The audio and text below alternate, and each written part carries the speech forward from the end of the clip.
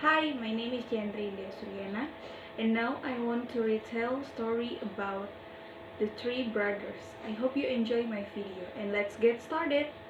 Once upon a time, there were three young brothers who lived with their father in a small village. Pada suatu waktu, atau pada zaman dulu, ada tiga orang bersaudara atau tiga orang laki-laki bersaudara yang hidup dengan ayah mereka di sebuah pedesaan yang kecil. Their father was old and always sick. Ayah mereka sudah tua dan selalu sakit-sakitan. The old man knew that he was not going to live long, so he tried to divide his wealth among his sons. Pria tua ini tahu bahwa hidupnya tidak akan lama lagi. Untuk itu dia memutuskan untuk membagi kekayaannya kepada tiga putranya itu. Listen sons, I'm going to leave you this small hut and that small farmland out there for all of you. The buffalo is for you, Kirno, said the old man to his first son. Dengar anakku, saya akan meninggalkan sebuah gubuk kecil ini untukmu dan sebuah pertanian yang kecil, dan kerbau itu juga akan menjadi milikmu, kata pria tua itu kepada putra pertamanya yang bernama Kirno. What about me, father? Asked Beno, the second son. Bagaimana dengan aku, ayah? Kata Beno, atau tanya Beno yakni seorang putranya yang kedua. You can take care of our flock, said the old man. You can take care of our flock, said the old man. Kamu bisa menjaga atau merawat bajak kami. Bajak mereka mungkin ya, kata ayahnya. And you, my little son, I give you this small bag of rice seed. Dan untukmu, putra kecil ayah, aku akan memberimu sekantong atau sekantung kecil berisi biji beras. Thank you, father, said Gito, the third son. Terima kasih, ayah, kata Gito, anak ketiga. All of you can change your destiny with all the things I give you. Kamu semua dapat merubah takdir kalian dengan pemberian yang telah aku berikan.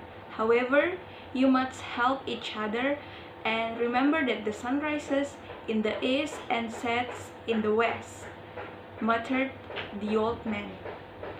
Jadi, kalian harus ingat, atau ayah mereka menasihati mereka agar harus ingat dan saling membantu satu sama lain, dan ingat bahwa matahari terbit di timur dan tenggelam di sebelah barat.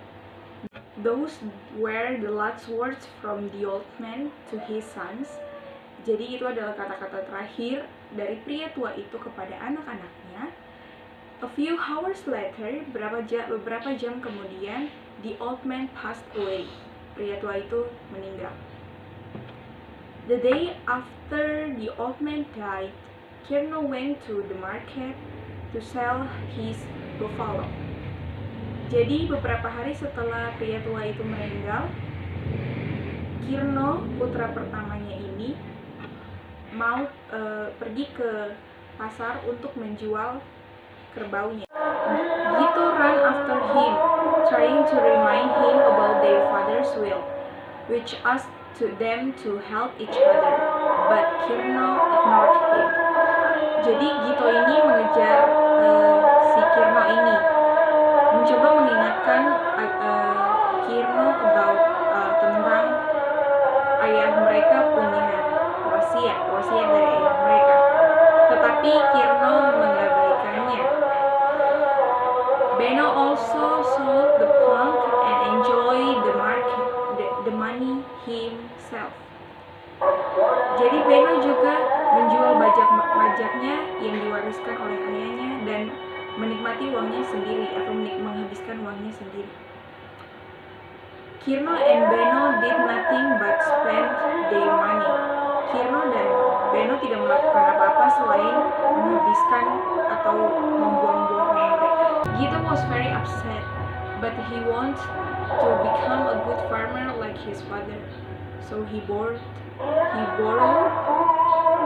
plank from his neighbor.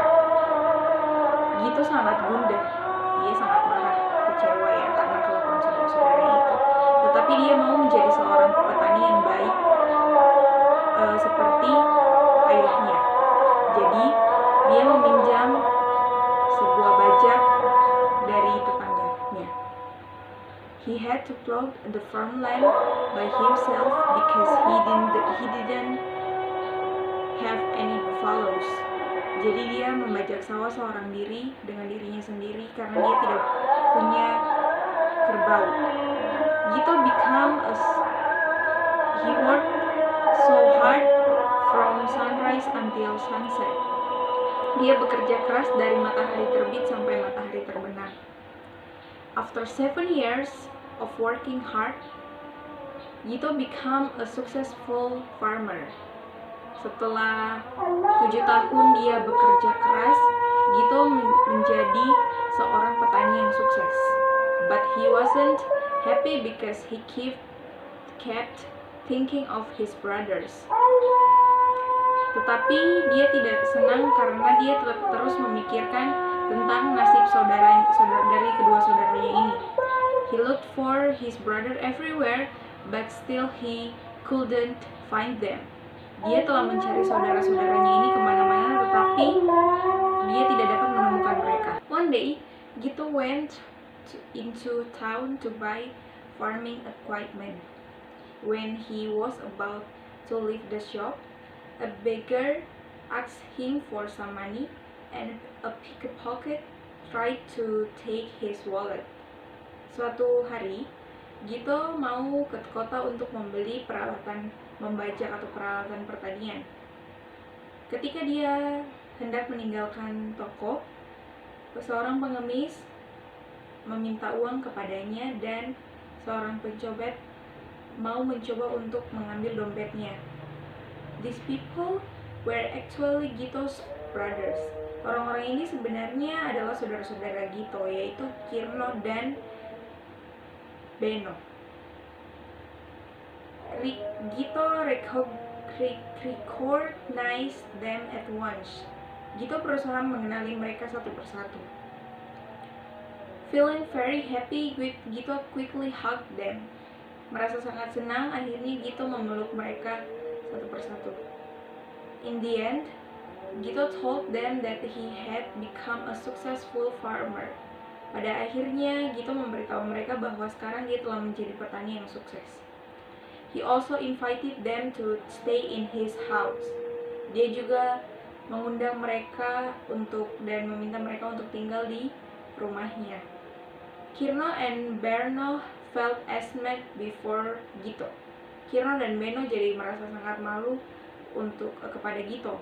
And then they realized that they had made a terrible mistakes in the past. Kemudian mereka sadar bahwa mereka telah melakukan kesalahan terburuk pada masa lalu. So that is my segment of reading 1 about retelling a story about the 3 brothers. I hope you enjoy and see you next video. Bye.